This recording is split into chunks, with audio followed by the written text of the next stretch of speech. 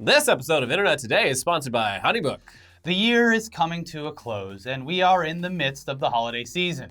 What better time to head down to the local movie theater and spend some quality time in a climate-controlled room watching the best that Hollywood has to offer? Oh God! Apparently Star Wars sucks and the Cat movie is a baffling ordeal that is too horny? Now, we could have never guessed that during the week of a new Star Wars entering the theaters, that the box office conversation would be completely taken over by a movie about anthropomorphic cats who fuck. But here we are, and we'll get to the Star Wars. But we really need to talk about this Cats movie because apparently it's even more ridiculous than we ever could have imagined. And when the trailer for this movie dropped, it looked insane. But hey, it's an ensemble cast bringing an Andrew Lloyd Webber musical to the big screen. It was always going to be insane, but based on these reviews, we didn't give the filmmakers enough credit for being able to cap off this entire decade with what is allegedly one of its greatest disaster pieces. Yeah, we thought we knew what we were getting into this week.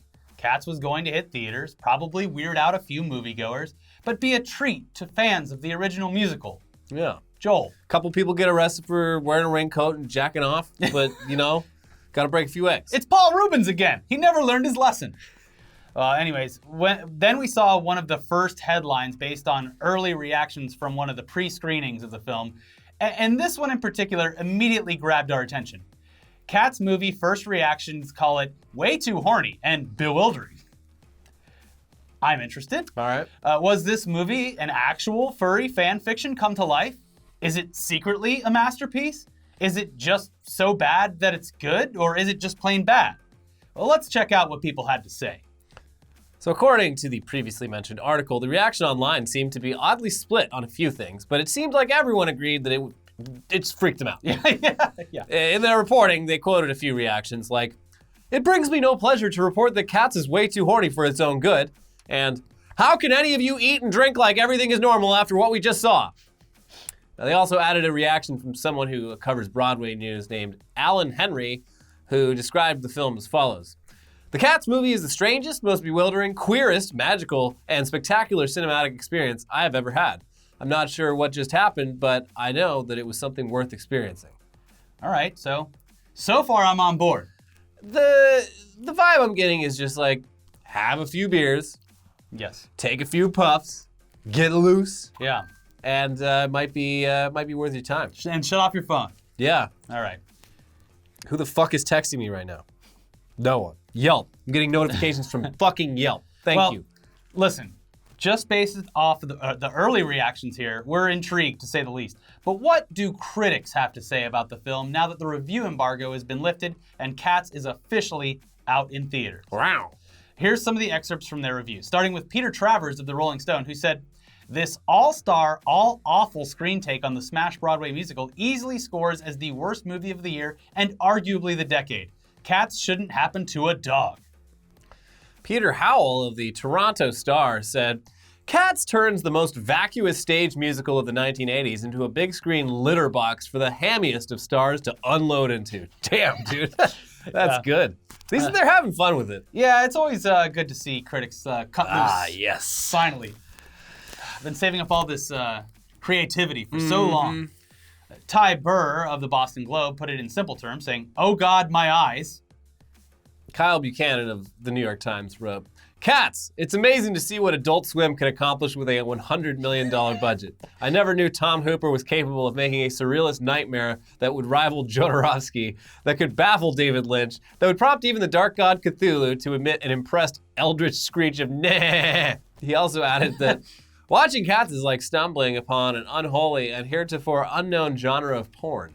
Every time these horny fur demons tongue a milk bowl and start moaning, I was certain the FBI would raid the theater.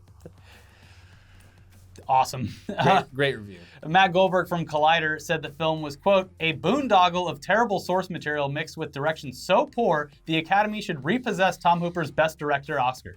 Watching Cats makes you feel like you're slowly going insane." Justin Chang of the LA Times called it both a horror and an endurance test. Allison Wilmore from Vulture said, "To assess Cats as good or bad feels like the entirely wrong axis on which to see it. It is, with all affection, a monstrosity." Now, Irish news org RTE's writer Alan Core stated, First off, full disclosure, I am not a cat person. Second off, after watching this frankly mortifying film adaptation of Andrew Lloyd Webber's Cats, I am not altogether sure I am a movie person anymore either. Got him! This movie ruined films for this man. Yeah. David Ferrier, a New Zealand journalist who you would probably recognize from Netflix's Dark Tourist. And Tickled, one of the best documentaries ever made. Yes, it's certainly a documentary that made me feel very weird. He wrote one hell of a review. We're not going to take too much out of it here, but here's some excerpts from his review. When I was 13, my parents started breeding cats. I would wake and be surrounded by cats and all that the cat life entailed. Kitten cats, male cats, female cats, cat cages, cat shows, cat breeding. Always the breeding. The eternal life cycle of the cat burned into my retinas. The yowling, the prowling, the fucking. When I was 25, I hung out with some furries in Hamilton. Charming folk. I really liked them. They loved Disney films, adored My Little Pony. They got turned on by putting on dog suits, fox suits, cat suits. Adults, all yowling, prowling, fucking. He continues, I'm 37 now. I've just seen Cats the movie. I've never seen the stage show, but I know the songs. I get the gist. Big songs, big numbers. This film is something else. I am 13 again. I am 25 again. I'm at my parents' house hearing cats fuck. I'm watching a furry put on a catsuit. I'm watching Idris Elba nude as a cat. His ass is sticking out. I am watching all the cats, legs constantly spread, gyrating, grinding, growling, yowling, prowling, fucking. This is the worst thing I've ever seen. This is what death feels like. This is the worst ketamine trip. This is the CGI from Scorpion King. I don't know if I'm 5 minutes in or 5 hours. Nothing matters anymore. This is the death of all things. Fuck it. Bravo. Wow. Well, the movie itself, it sits at an impressive 19% on Rotten Tomatoes right now. Joel Rubin's review is really Joel and James carrying some weight. Yeah. Even the good, quote-unquote good reviews, they don't really make it sound like they were all that impressed. With one critic who liked it just saying, all the actors are trying their hardest.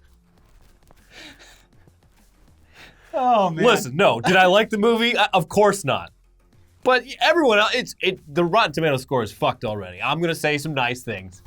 It sounds like the review you would give your child's stage play in elementary school. Yeah. Listen. The costumes, wow. We all know this was going to be terrible. Yeah. We'd all rather be somewhere else, but you have to support your child. And damned if they're not trying their hardest. You remembered all your lines. Yeah. Wow. Another reviewer that voted it positive, they added this. In no way is this a good movie, but it's an utterly fascinating acid trip of a film. All right. I mean, I'm interested. Yeah. I don't know about all of you, but I'm curious. More curious than before. I'm cat curious. To see this movie. Yes. Than even just a few days ago. Mm-hmm. It's almost reached the point of you have to see it to believe it in the worst way possible. I certainly wouldn't sit down in a theater to watch this thing without being preloaded with booze or at least some other mind-altering substances, of course. But since you can easily access both of those, especially here in the great state of California, there's worse things to do with your time. Yeah, right? Have fun with it. Everyone's going into Star Wars being like, oh my God, I've built up 35 years of my life. My entire identity is built upon this platform of Star Wars that's becoming weaker and shakier with every new movie. No, fuck that. Go see Cats, get high, get drunk, watch Cats. Yeah. You got no stake in the matter. Yeah, as one Reddit comment that we saw put it quite nicely, curiosity might save the cats. So there you go, a Boom. zinger to leave you with. And after all of that, we need to take a little breather. So let's take a quick moment to thank today's sponsor, Honeybook. If you started your own business, you're your own boss. It's great, but it's also scary because you have to take on a plethora of different roles. If you don't do it, it doesn't get done. And if you need help doing it, you need Honeybook.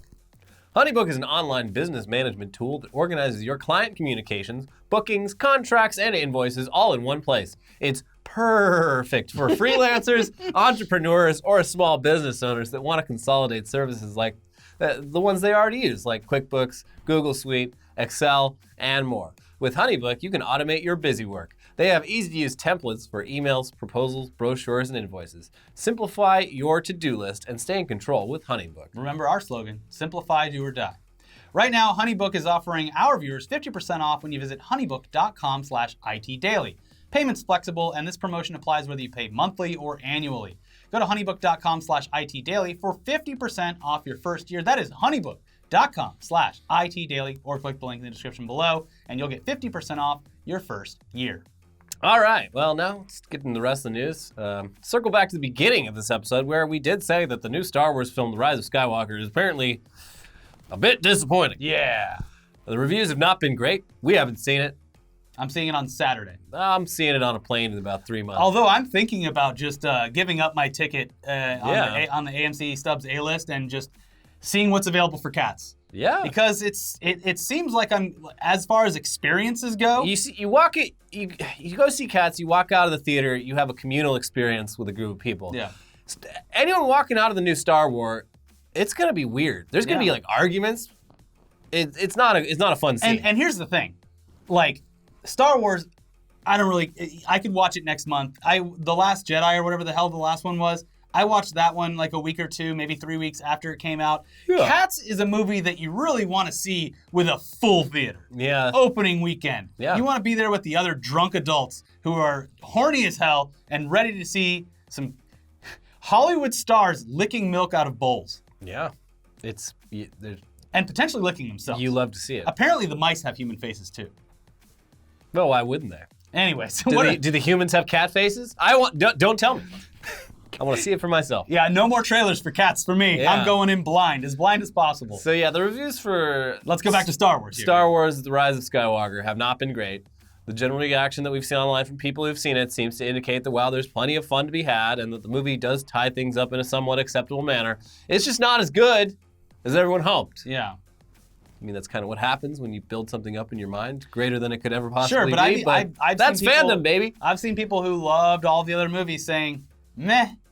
So I'm still excited to see it.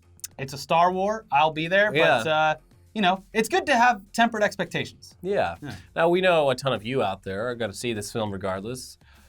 And we will too. Yeah. But so we're going to hold off on any further discussion so you can go in with an open mind. But with your expectations properly tempered. Yes. And hey, if it sucks, well, at least we got to enjoy The Mandalorian. And also that video game, Jedi Fallen Order, this year. Yeah, so it wasn't a bad year for Star Wars. There was enough Star Wars to go around for everyone. Yeah. They don't all have to be good. Yeah, nor should they be. And there's lots more to come. The bad Star Wars prepare you for the good Star Wars. There's 100 years of Star Wars. It's fine. It's going to be fine. Yeah. Moving on to something else, though. One crazy bit of news from the world of entertainment this week came in the form of an Instagram post from Silicon Valley star Kumail Nanjiani. I'm sucking in right now, right as you mentioned the name Kumail Nanjiani. Kumail Nanjiani went through an absolutely insane bodily transformation for his role in Marvel's The Eternals, which hits theaters next November. Dude is absolutely jacked. It's really unbelievable. And yeah, Kumail, he admits that this type of physique, it's not attainable for the average person. In a text post attached to his photo, he writes, "I found out a year ago that I was going to be in Marvel's Eternals, and I decided I wanted to transform how I looked. I would not have been able to do this if I didn't have a full year with the best trainers and nutritionists paid for by the biggest studio in the world. I'm glad I look like this, but I also understand why I never did before. It would have been impossible without these resources and time." And when he says resources and time. There's a very outspoken group of people out there that seem to indicate that there was probably some help in the form of chemicals. That is a much larger conversation. He's not competing in sports. Yeah. The ethics of performance-enhancing drugs, a little more complicated than we like to pretend. But yeah, a lot of people who are like pretty knowledgeable about this posted about it, and they're just like, yeah, you can get strong or you can get tight, but getting strong or getting big and tight simultaneously is like really fucking hard because you have to like basically, in order to get huge, you have to gain a ton of weight. You have to gain a ton of weight. You have to eat a lot, but in order to look like your skin is like a millimeter thick, you have to be like dehydrated all the time and at a calorie deficit, and it's like damn near impossible to do both those things at the same time without a little bit of help. Yes. Not that there's anything wrong with it. And I'm sure doctors were helping. Doctors hate him. Doctors love him. Well, yeah, it was like I think it was like The Machinist or one of the roles where Christian Bale had to lose just a ridiculous amount of weight. He was eating 1 can of tuna a day. Yeah. So, not really something that anyone should do. Leave it to the pros, the actors. Yeah. But I mean, even if you do take steroids, all they do is help you go longer and faster. You still got to go to the gym like fucking 8 hours a day. Yeah, they don't do the work for you. It's a lot of work. Regardless, that's a much bigger conversation that we are not educated enough to have. He looks great. He does. He looks great. I'm really happy for him. Give us the full 360. Let's see what those butt cheeks look like. That's what I'm asking for. Damn, Kumail. Not an indoor kid anymore. So yeah, the transformation and the explanation, it does closely mirror that of It's Always Sunny in Philadelphia star Rob McElhenney, who got very ripped after being fat for fun, just for no reason, just because he wanted to, for a string of episodes of the show. His post-transformation explanation read as follows. Look, it's not that hard. All you need to do is lift weights 6 days a week, stop drinking alcohol, don't eat anything after 7 p.m., don't eat any carbs or sugar at all. In fact, just don't eat anything you like. Get the personal trainer from Magic Mike, sleep 9 hours a night, run 3 miles a day, and have a studio pay for the whole thing over a 6 to 7 month span. Wow, sounds easy, right? Yeah, that's, actually, no, it doesn't. Yeah. Just like to lose a bit of the old tire around the belly here. That's all I want. But he looks great. You know, eventually, at the rate things are going, all of us are gonna get cast in a Marvel movie someday. There's, it's like Andy Warhol predicted. In the future, everyone will be in a Marvel movie for 15 minutes, and so we'll all get the personal trainers. Getting cast in a Marvel movie is the one simple trick that all doctors hate. Yeah, they do. So, yes, the weight loss, the transformation, it doesn't sound fun. The results are great. But let's move on. Here's a bit of news that we never thought that we would see again. Apparently, there's a new Jackass movie coming out. This is true. Which is insane. The cast is either in their late 30s or well into their 40s by now. Yeah. One of the main members died. Bam has had a lot of ups and downs. He needs this more than anyone else. Steve-O seems like he certainly should not go back to doing any Jackass stuff because he even admits that it ruined his life, and now he's clean. He was clean in Jackass 3. Oh, was he? Yeah. Like, he's been clean for over a decade now. Well, okay, maybe Steve-O is down but for it. In Jackass 3, he did, refuse to do, he, repeatedly just been like, nah. Well, yeah. Nah, no, I'm not going to do that. So, and Johnny Knoxville, he's starring in plenty of movies without putting his body into harm's way, although Action Park had stunts. Doesn't he shit in a bag? Hasn't his body been destroyed? His body's already broken. But, okay, why the hell is this happening? And honestly, why am I so intrigued by it? It's the mystery. Because one of them might fucking die. Yeah. They're so fragile now. Anyway, there's not much to this information. There's not much information about this film that's out there. Just an announcement from MTV, which states that a new Jackass feature film will hit theaters on March 5th, 2021. That's it. And like we said, it would be almost unfathomable that any of the original cast would be down for this, at least to the extremes that they've experienced before. So I don't know, maybe it's unseen footage or a best of compilation or just pranks? Fun, harmless pranks that don't destroy their bodies?